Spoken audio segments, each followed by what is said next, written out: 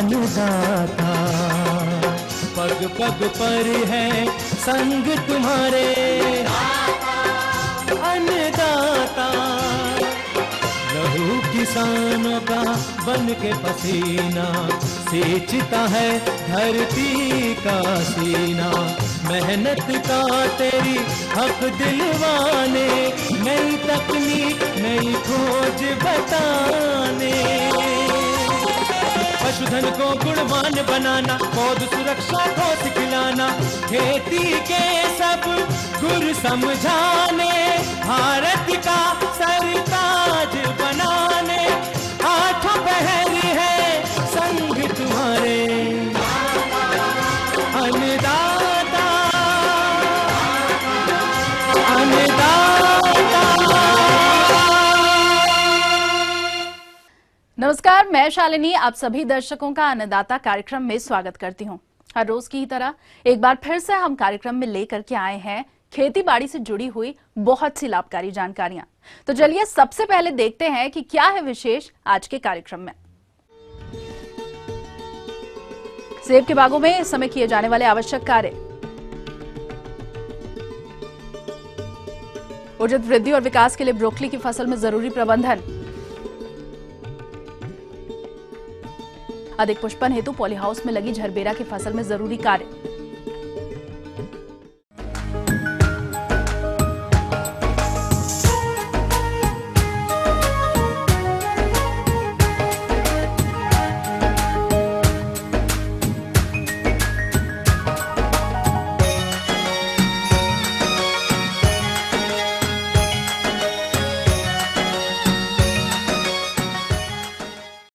हिमाचल प्रदेश में हमारे जिन किसानों ने सेब के बाग लगा रखे हैं वो आगे मिलने वाली अधिक फलत के लिए अपने बागों में कौन कौन से आवश्यक कार्यों को किस प्रकार से पूरा करें ताकि बागों से अधिक और गुणवत्ता युक्त फलों की प्राप्ति हो सके, इस विषय पर विस्तार से जानकारी दे रहे हैं एक कृषि वैज्ञानिक।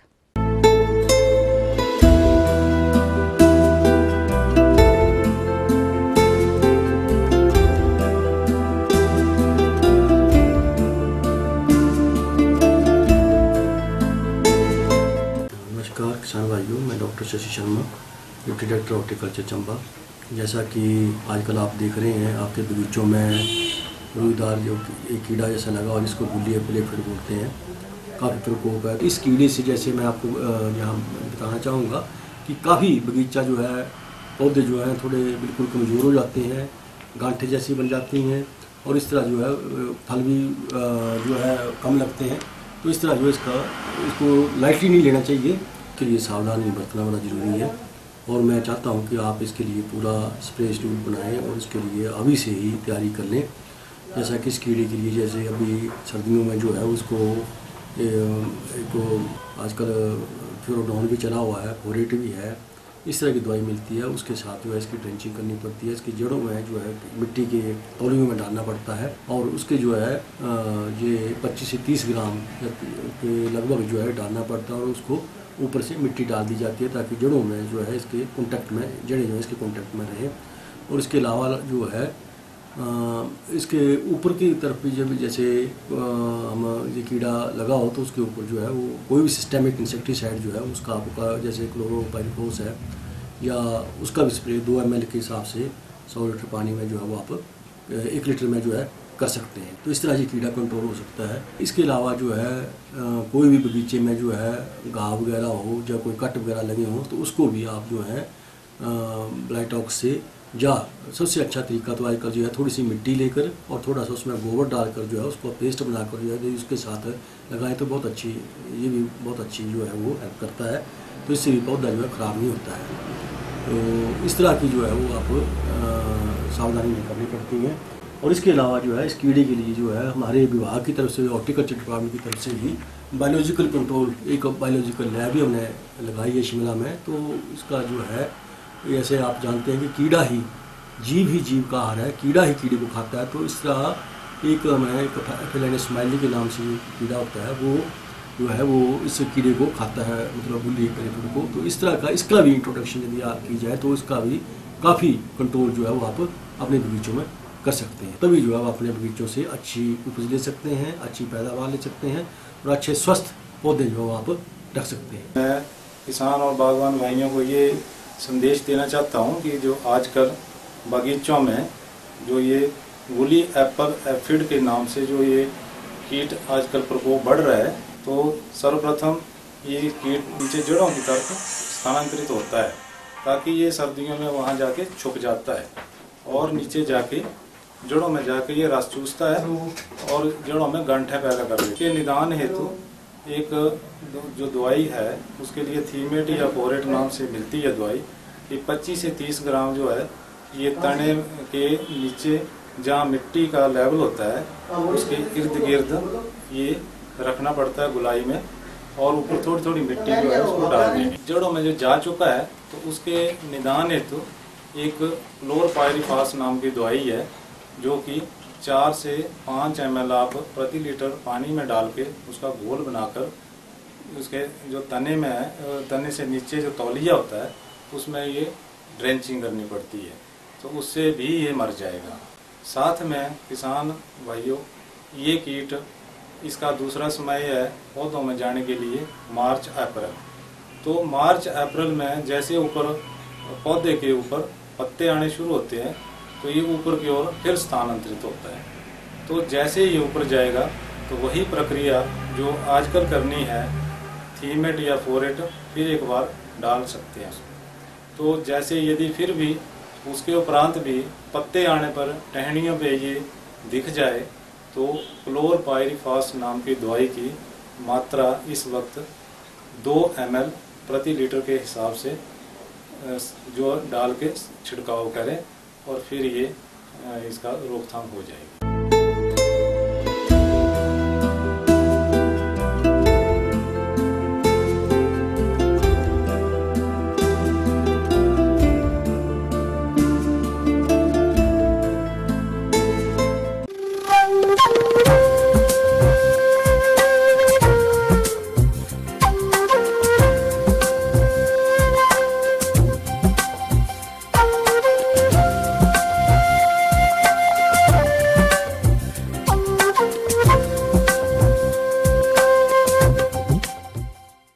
मौसम के अनुसार प्रबंधनों पर ही टिकी है आपकी खेती बाड़ी, और इसीलिए मौसम पूर्वानुमान और उस पर आधारित साप्ताहिक कृषि सलाह इस प्रकार है।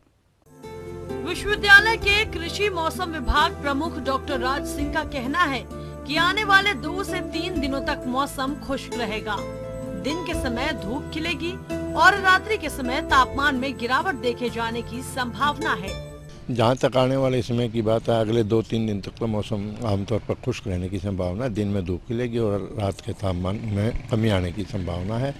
जहाँ तक किसान भाइयों की बात है कि जो आजकल जो तापमान चल रहा है 23 के आसपास चल रहा है मिनिमम, मैक्सिमम, और 6 डिग्री जो है मिनिमम चल रहा है, लेकिन मिनिमम टेम्परेचर अगले 2-3 दिन में और डाउन आने की संभावना है। कृषि मौसम विभाग के अनुसार किसानों को गेहूँ, सरसों, सब्जी में आवश्यकता अनुसार पानी देने की सलाह है। साथ ही 5 जनवरी तक मौसम के खुश्क रहने की संभावना व्यक्त करते हुए कहीं कहीं आंशिक बादल छाने की भी संभावना जताई है। और जहाँ तक किसान भाइयों का अभी तक वो बात नहीं है, लेकिन जहाँ उन्होंने कोर लगानी है वो अपना थोड़ा अगर पानी की सुविधा हो तो अपने फसलों में पानी लगा ले, क्यों आगे आने वाले दिनों में कोई ज्यादा बारिश आने की कोई संभावना नहीं है। जहां गेहूं की अगेती बिजाई की हो और खरपतवार के पौधों में 2 से 3 पत्तियां आ गई हों, तो खरपतवारों को नष्ट करने के लिए आइसोप्रोट्यूरान नामक रसायन की 70 ग्राम मात्रा 30 लीटर पानी में घोलकर प्रति कनाल छिड़काव करें। गोभी वर्गीय सब्जियों को डाउनी मिल्ट्यू की बीमारी से फसल को बचाएं। प्याज के पौधे की रोपाई कर सकते हैं। टमाटर और शिमला मिर्च में पत्ता धब्बा रोग की रोकथाम के लिए टिल्ट नाम की दवाई का छिड़काव करें। पहले लगी टमाटर में 2 टहनियां रखकर बाकी की कटाई और छटाई कर दें। पहले से लगी शिमला मिर्च की पिंचिंग कर नींबू के पौधों में लीफ माइनर के बचाव के लिए मेलाथियान 10 मिलीलीटर या मेटासिस्टोक्स 10 मिलीलीटर पानी में घोलकर छिड़काव करें। कैंकर के बचाव के लिए स्टेप्टोसाइक्लिन सल्फेट 500 ppm पानी में घोलकर छिड़काव करें। पौधों में कलम या प्यून से नीचे निकलने वाली कोपलों को नष्ट कर दें। तो ये थी कुछ उपयोगी जानकारियां। अब लेंगे एक छोटा सा ब्रेक, जल्द हाजिर होंगे।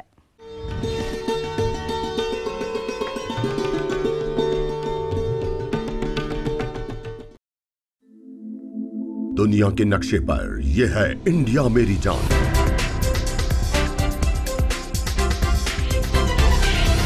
भारत थोड़ा अलग है।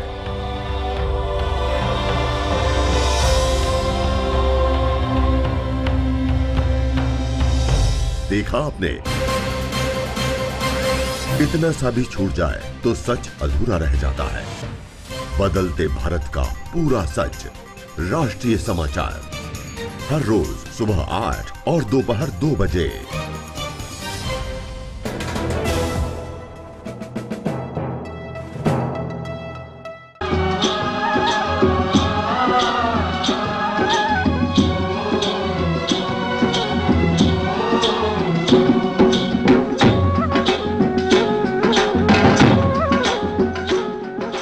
ब्रेक के बाद एक बार फिर से आप सभी दर्शकों का अन्नदाता कार्यक्रम में स्वागत है और चलिए अब बढ़ते हैं अगली प्रस्तुति की ओर।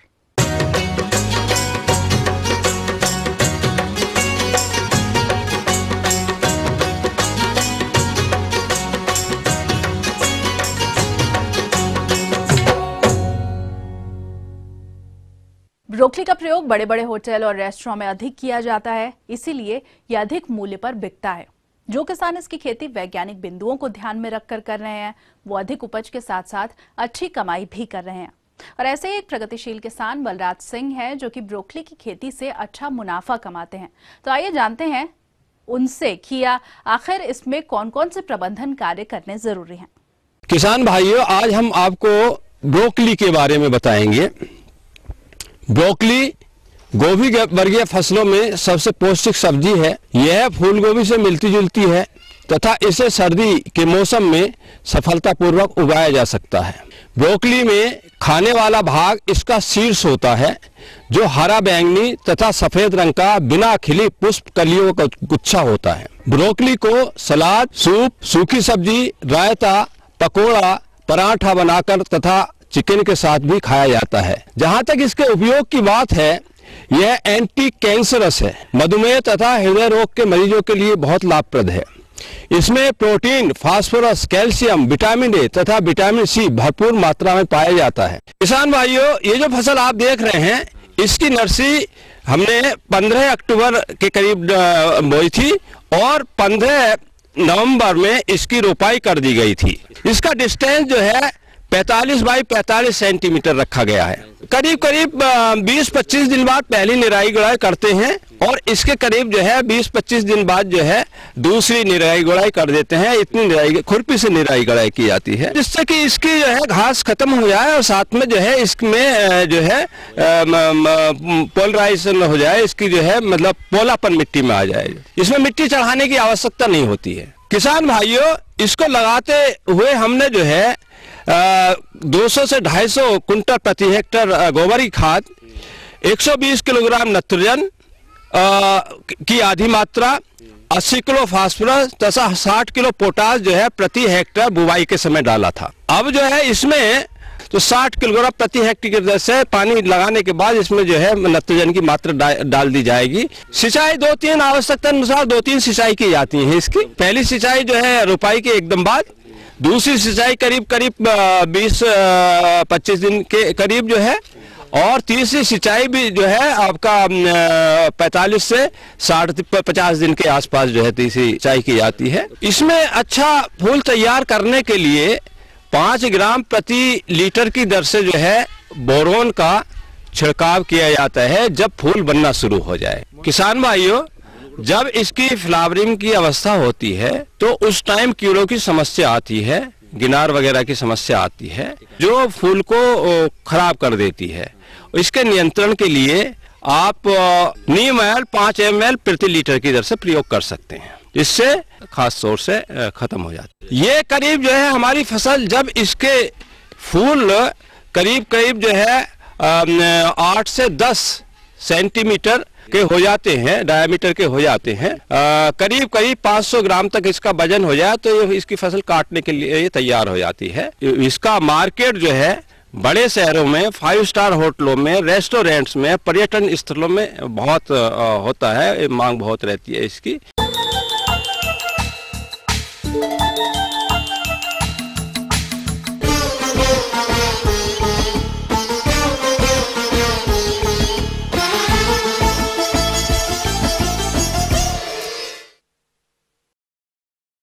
प्रदेश में बढ़ती फूलों की मांग के कारण बहुत से किसान भाइयों ने पॉली हाउस में झरबेरा फूल की फसल लगा रखी है। वो इस फसल से गुणवत्ता युक्त फूलों की प्राप्ति के लिए फसल में कौन कौन से आवश्यक कार्यों को कब और किस प्रकार से करें, आइए जानते हैं कृषि वैज्ञानिक डॉक्टर अनिल कुमार से। अगर किसान अगस्त सितंबर में जरबेरा की खेती किए होंगे पॉली हाउस के अंदर, तो इस समय उनके जरबेरा फलने फूलने की स्थिति में होगा, यानी फ्लावरिंग हो रही होगी।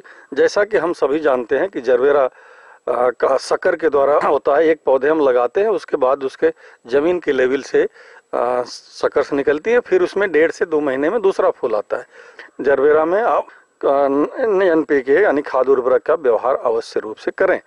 रोपाई के 3 सप्ताह बाद उर्वरकों से NPK 19:19:19 का 0.4 ग्राम मात्रा प्रति पौधे की दर से 1 दिन के अंतराल पर पहले 3 माह तक या जब तक वानस्पतिक पर पौधा हो उस मात्रा में देते रहना चाहिए। जब पौधों पर फूल आने लगते हैं तब NPK 12:8:35 का 0.4 ग्राम मात्रा प्रति पौधे की दर से 1 दिन के अंतराल पर देते रहना चाहिए। इससे अधिक फूल एवं फूल गुणवत्ता अच्छी रहती है। इसके अलावा पौधों को सूक्ष्म पोषक तत्व की भी आवश्यकता होती है। इसके लिए 40 ग्राम सूक्ष्म पोषक तत्व 1000 लीटर पानी के साथ मिलाकर सिंचाई के साथ दिया जाए तो गुणवत्ता युक्त फूल पैदा होते हैं।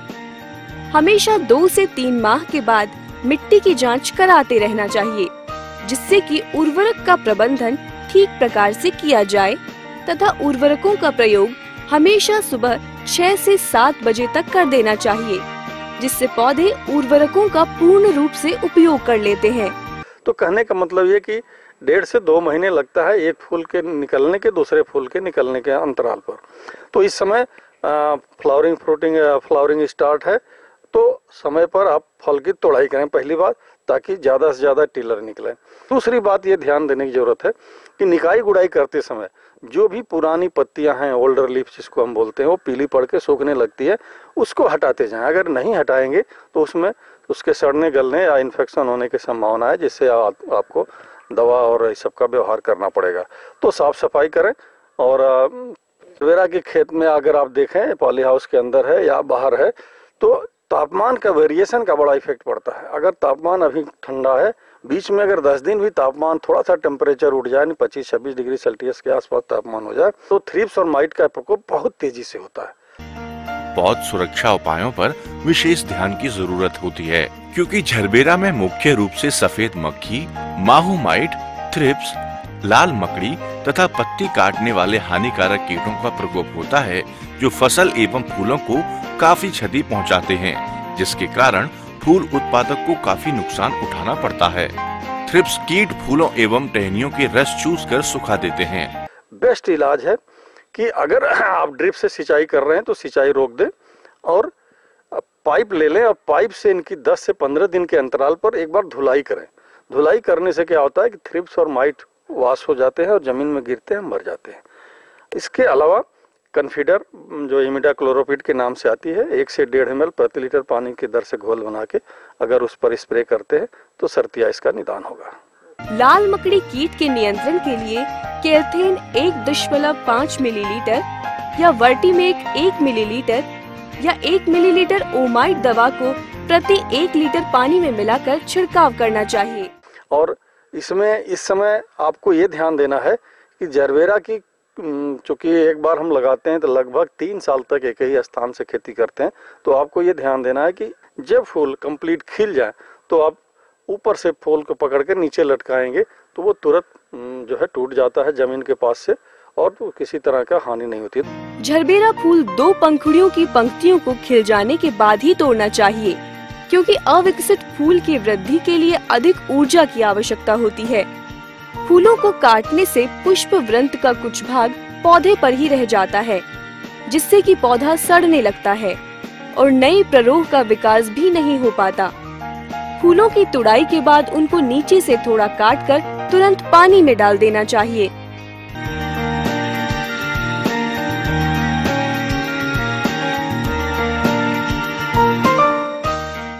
आगे और भी है कुछ रोचक जानकारियां, पर यहां पर रुकेंगे एक और ब्रेक के लिए, जल्द हाजिर होंगे।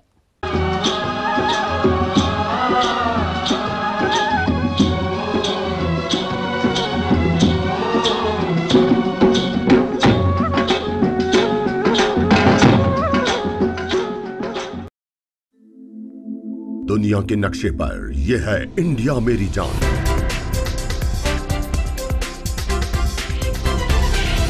भारत थोड़ा अलग है।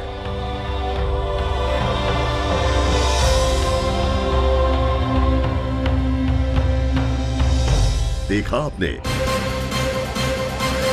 इतना सा भी छूट जाए तो सच अधूरा रह जाता है।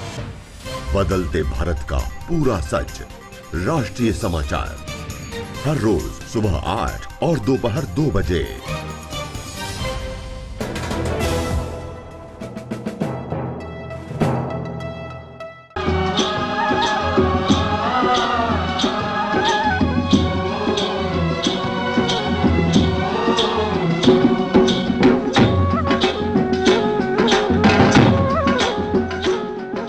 ब्रेक के बाद एक बार फिर से आप सभी दर्शकों का स्वागत है और चलिए अब रुख करते हैं अगली कड़ी की ओर।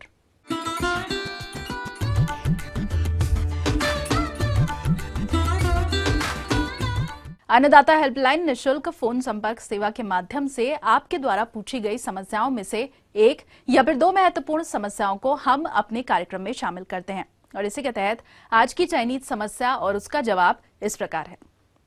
निःशुल्क अन्नदाता हेल्पलाइन में आज हमने जिस प्रश्न को शामिल किया है उसे पूछा है ग्राम सिम्बावली, जिला सिरसा के जगशरण सिंह ने। आपने दुधारू पशुओं के लिए घरेलू काढ़े के बारे में जानकारी चाहिए है, तो इसके लिए देखिए कार्यक्रम का यह अंश।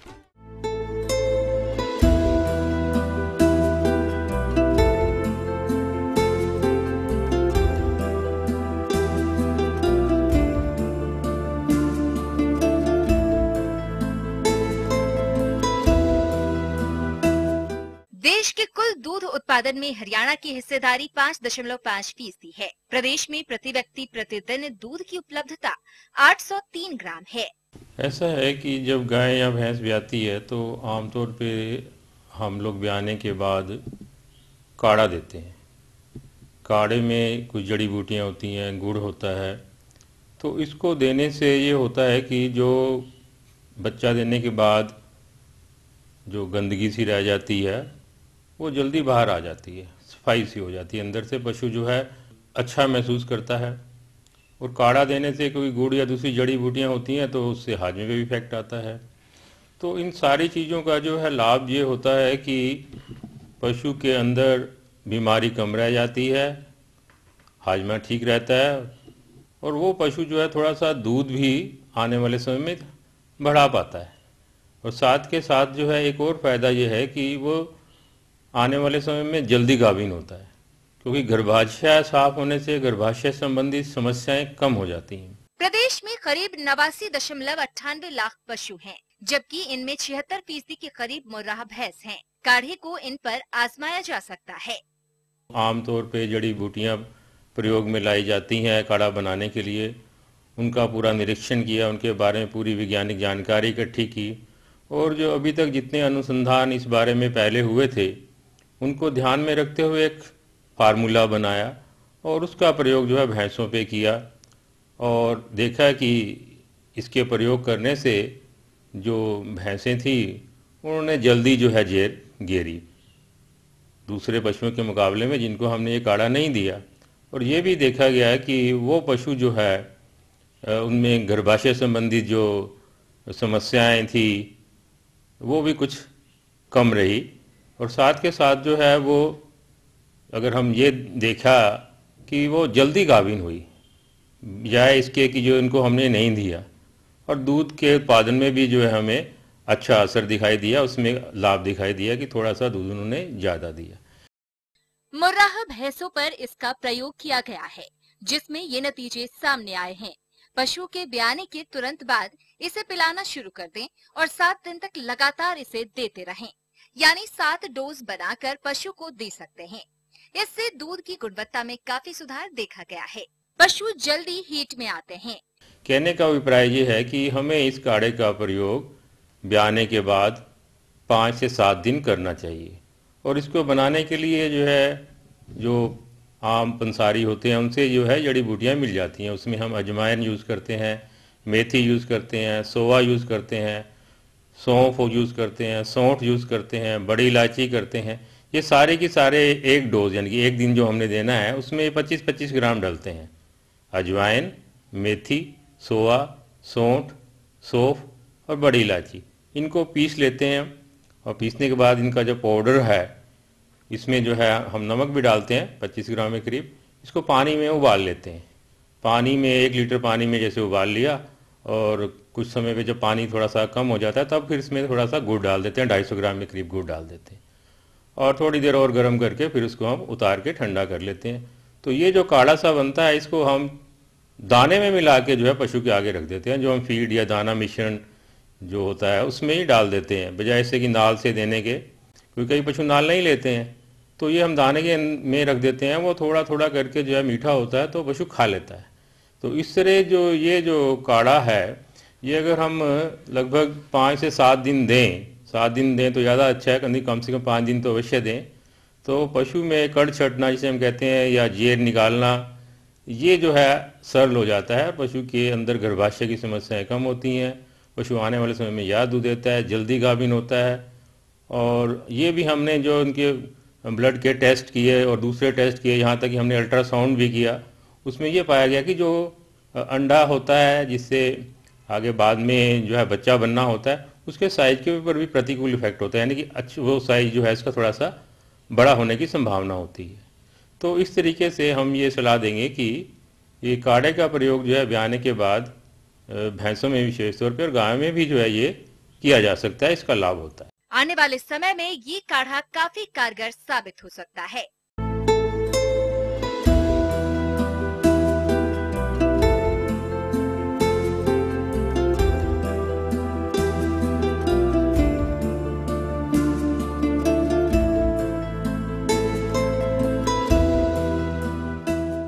और आइए अब देखते हैं कल दिखाए जाने वाले कार्यक्रम की मुख्य झलकियां।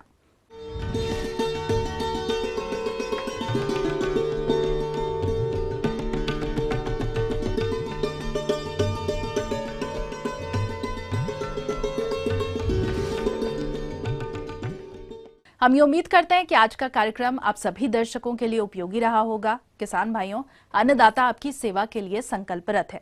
कृषि संबंधित समस्या और सुझावों के लिए आप हमें इस पते पर संपर्क कर सकते हैं। प्रोड्यूसर अन्नदाता, ETV Haryana, Himachal Pradesh, Ramoji film city, Hyderabad 501512। साथ ही आप हमें ईमेल भी कर सकते हैं। हमारा ईमेल आईडी है annadaata@hp@etv.co.in।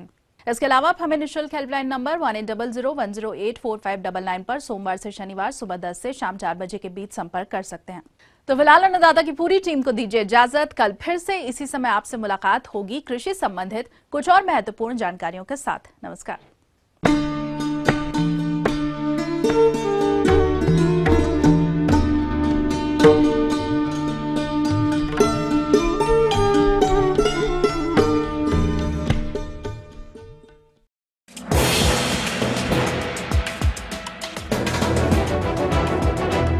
आप देख रहे हैं ईटीवी न्यूज़ हरियाणा, हिमाचल प्रदेश, खबर ही जीवन है।